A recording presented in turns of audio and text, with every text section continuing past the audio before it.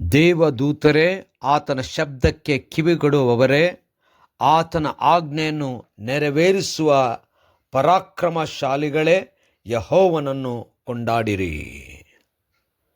ಮಂಗಳವಾರ 20ನೇ ಜನವರಿ 2026ನೇ ಇಸ್ವಿ. ಈ ದಿನದ ವಾಕ್ಯ ಧ್ಯಾನಕ್ಕಾಗಿ ನಾನು ಆರಿಸಿಕೊಂಡಿರುವಂಥ ವೇದ ಭಾಗವು ಮತ್ತಾಯನು ಬರೆದ ಸುವಾರ್ತೆ 7ನೇ ಅಧ್ಯಾಯದ 12ನೇ ವಚನ. ಅಂತೂ ಜನರು ನಿಮಗೆ ಏನೇನು ಮಾಡಬೇಕೆಂದು ಅಪೇಕ್ಷಿಸುತ್ತೀರೋ ಅದನ್ನೇ ನೀವು ಅವರಿಗೆ ಮಾಡಿರಿ. ಇದೇ ಧರ್ಮಶಾಸ್ತ್ರದ ಮತ್ತು ಪ್ರವಾದಿಗಳ ತಾತ್ಪರ್ಯ ಎಂಬುವಂಥದ್ದೇ. ಕರ್ತನಲ್ಲಿ ಪ್ರೀತಿಯುಳ್ಳ ದೇವಜನರ ಶುಭೋದಯ. ನಾವು ಇತರರು ನಮಗೆ ಮಾಡಬೇಕೆಂಬುದಾಗಿ ಅಪೇಕ್ಷಿಸುವುದನ್ನೇ ನಾವು ಮಾಡುವಂಥವರಾಗಬೇಕು. ದೇವರ ನಾಮಕ್ಕೆ ಸ್ತೋತ್ರವಾಗಲಿ.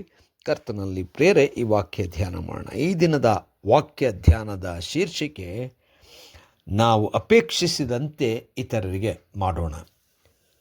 ಕರ್ತನಲ್ಲಿ ಪ್ರಿಯರೇ, ಯೇಸು ಸ್ವಾಮಿ ತನ್ನ ಜೀವನದಲ್ಲಿ ಅತ್ಯುತ್ತಮವಾದಂಥ ಪ್ರಸಂಗಗಳು, ಅಂದರೆ ವಾಕ್ಯೋಪದೇಶಗಳು, ಜನರ ಜೀವನಕ್ಕೆ ಬೇಕಾಗಿರ್ತಕ್ಕಂಥ ಮೌಲ್ಯಗಳು, ಜನರು ಜೀವನದಲ್ಲಿ ನಡೆದುಕೊಳ್ಳಬೇಕಾದಂಥ ರೀತಿ, ಮಾಡಬೇಕಾದಂಥ ವಿಚಾರ, ಕಲಿತುಕೊಳ್ಳಬೇಕಾದಂಥ ಶಿಸ್ತು ಎಲ್ಲವುಗಳನ್ನು ತನ್ನ ಜೀವನ ಅವಧಿಯಲ್ಲಿ ತಿಳಿಸುತ್ತಾ ಬಂದನು. ಅದರಲ್ಲೂ ಶ್ರೇಷ್ಠವಾದಂಥ ಒಂದು ಪ್ರಸಂಗ ಎಂಬುದಾಗಿ ಹೇಳುವುದಾದರೆ ಅದು ಪರ್ವತದ ಪ್ರಸಂಗ. ಇದನ್ನು ಬಹಳಷ್ಟು ಜನರು ಮೆಚ್ಚಿ ಸ್ವೀಕರಿಸಿ ಅದರಂತೆ ನಡೆಯಲು ನಿರ್ಧರಿಸಿದ್ದಾರೆ.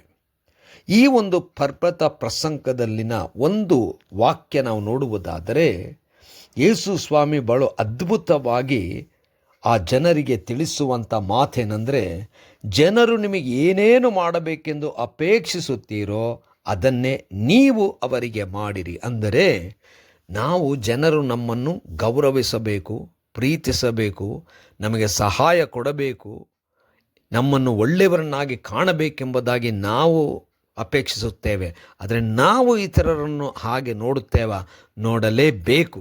ಅದನ್ನೇ ಯೇಸು ಸ್ವಾಮಿ ಕಲಿಸುತ್ತಿದ್ದಾನೆ.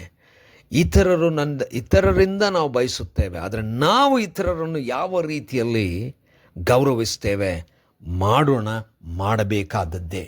ಮತ್ತು ಯೇಸು ಸ್ವಾಮಿ ಹೇಳ್ತಾನೆ, ಎಲ್ಲ ಜೀವನದ ಒಂದು ತಾತ್ಪರ್ಯ ಇದು. ಅಂದರೆ ಪ್ರವಾದಿಗಳು ಮತ್ತು ಧರ್ಮಶಾಸ್ತ್ರವು ಮುಖ್ಯವಾದಂಥ ಆಧಾರವಾಗಿರ್ತಕ್ಕಂಥ ಅಥವಾ ಬುನಾದಿಯಾಗಿರ್ತಕ್ಕಂಥದ್ದೇನೆಂದರೆ ಪ್ರೀತಿ, ಅನ್ಯೋನ್ಯತೆ, ಕೃಪೆ.